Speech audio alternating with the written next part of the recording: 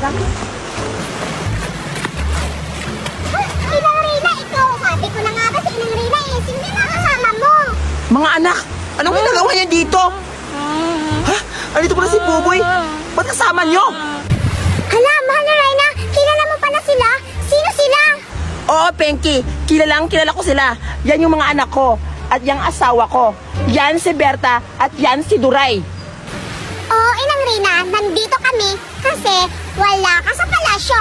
Kaya, napag-isipan namin ni Duray na pumunta sa mga mundong mga tao. Di ba, Duray? Oo nga, Inang Rina, kanina pa kami hanap ng hanap sa'yo. Saan ka ba nagpupunta? At saka, sino yung kasama mo? Ang liliit naman nila. At saka, bakit ganyan yung kulay ng buhok nila? Oo nga, Judean, kanina ka pa nga hinahanap nila sa akin eh. Anong maliliit? Mas maganda pa nga ako sa inyo. Oh. Pero ano yung mga pangalan nyo? Berta at Duray? Ha? Ang papangit naman ng mga pangalan nyo? Ha?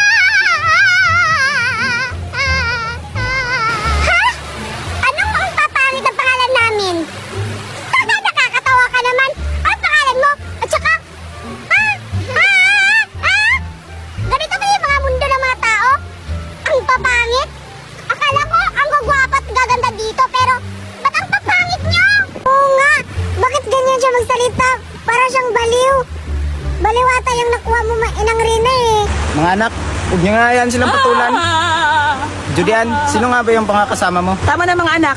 Tsaka pala, ipapakilala ko pala yung mga bagong nakilala ko dito sa mundo. Ito si Penky. Yes! Wow! Ang ganda yung pangalan.